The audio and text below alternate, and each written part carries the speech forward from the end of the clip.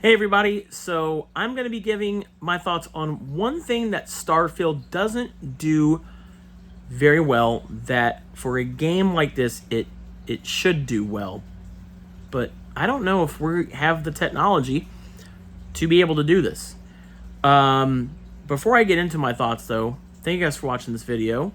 Please be sure to like and subscribe to us here on the domain. We talk about video games, movies. We go to conventions and review them and show you guys, what we do while we're there.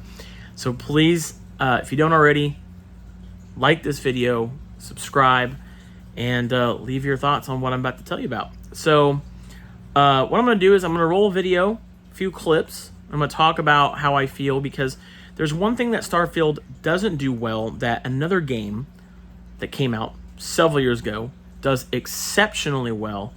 So let me show you these videos and you can compare for yourself, and let's get into it, folks. I've played about 15 hours of Starfield, which I've enjoyed for the most part, but there's this one glaring thing that we can't overlook, so we're going to talk about it. So here we go. So Starfield, is the newest game from Bethesda, who basically took a space version of Fallout. Let's be real here. This is what it is. It's Fallout in space, right? And I have to commend them for making an attempt at this type of game. A game that allows you the ability to traverse, to different planets and explore them. 1,000 planets, right? There's a lot here to explore. And the one thing that Bethesda does really well in this game is the deep quest, the story, the dialogue options, the decisions. And even though I'm only about 15 hours in, I have felt some of the impact of those choices in this game, whereas I'm sure that some choices I've made are not going to be revisited until later. So let's get that out of the way. The interactions with the characters. This is where this type of game truly shines, and this is really what you're going to be doing mostly in this game, outside of some space combat and things like that. But this here is where this shines. It is a very immersive role-playing game experience, and what I would expect out of this type of game. I mean, Bethesda, as I said earlier, they're known for Fallout, and some didn't really like Fallout 4. Everybody loved Fallout 3. And this is exactly where Bethesda shines. This is their wheelhouse, right?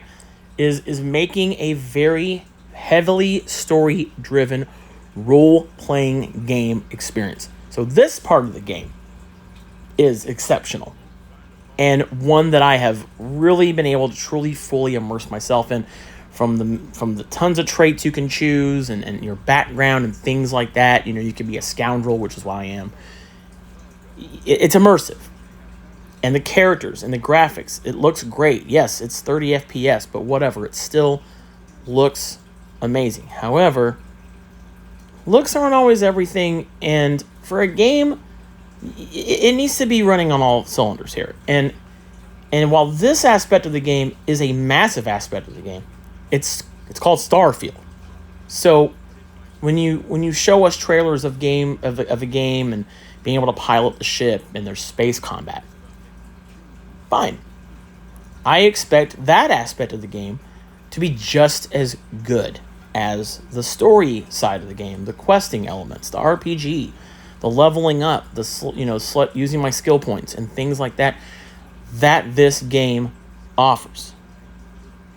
And I think that the problem with Starfield, what I've noticed, and I think this is the same that everybody knows, and this is why this game is not a masterpiece. This game could have been a masterpiece.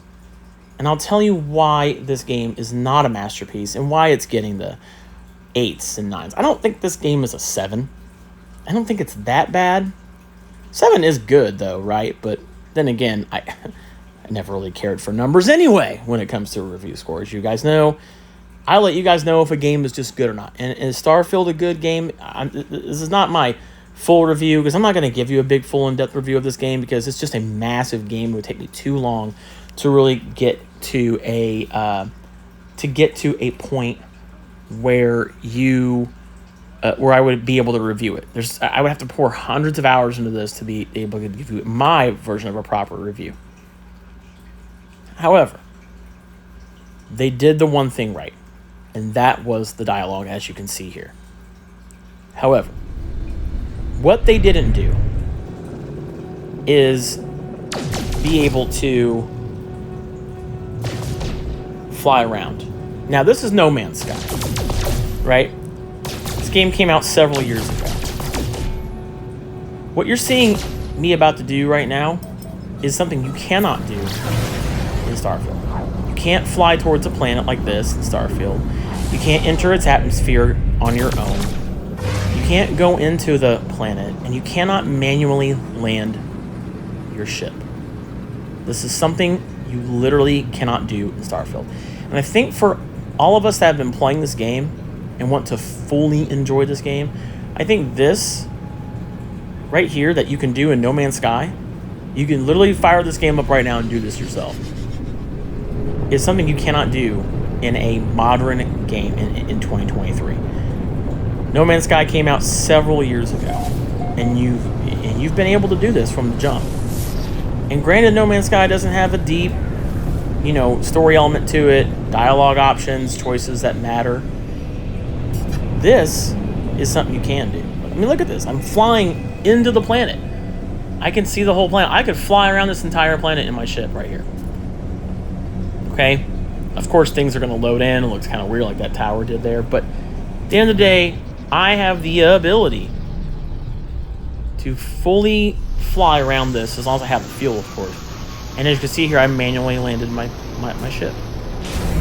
It's pretty seamless. We don't have a seamless traversal system in Starfield. And for that's what I think a lot of people are bummed out about. Is a game that touts on space and exploration and travel, not having the ability to fly towards a planet, pick where you want to go, fly into the planet without any loading times, which, by the way, that's also a bummer too, is, you're going to see here in a second how this works in Starfield. There's loading times, there's loading screens. And sometimes if you've already been to the planet, it doesn't even show you the landing scene. It just, you just load into the city sometimes. It doesn't even do that. And I don't understand why that is. But I think maybe it has to do with technology. I don't think that we are currently technologically able to combine the elements of No Man's Sky like this. You're seeing, like you've been able to see, and combine them with the deep storytelling that we have in a Bethesda game. Now, I'm not saying it's impossible, but maybe it's just not possible right now. So, here in a second, you're going to see me showing you how the sequence works on Starfield here. So we're in Starfield, and basically how this works is you load up your star map, and you pick the planet you want to go to. So we'll take Venus, for instance, right? Say I want to go outside the orbit of Venus. Okay. It's gonna take you to Venus. It's gonna set you set a course, right? You can do this all in the menus, by the way. And instantaneously, pretty much, it takes me to Venus. Now, I'm in this space, this little zone, if you will. And there really isn't anything going on here. But there, sometimes, depending on what planet you decide to orbit, there might be ships that want to scan you and make sure you don't have any contraband, which I think is kind of cool. It adds an immersion to it. And this looks gorgeous, by the way.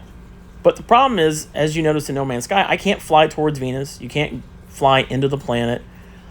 You can't go around the planet and land manually. No. You have to pull up the star map again, and you'll see here in just a second, you have to pick a landing point. So you'll see me here going in and choosing a landing point. You scan the planet, it'll tell you if it's a rock planet. You can't land on a gas planet. Okay. So no landing on just gaseous planets, but you pick a point. You see how I'm doing that? You just choose. And then you hold down the X button on the Xbox, of course, and that's it. You'll see me do it here. It's gonna load, and it's gonna play a little cutscene, and that's it. And that's a bummer. And I think that is the reason why this game is not a masterpiece. It's one of the many reasons. It's probably the biggest reason. Space combat's fun. I think the space combat is pretty great. But outside of that, it just, that's it. It's a loading screen. That's it. See now I'm on Venus. And that's it, guys.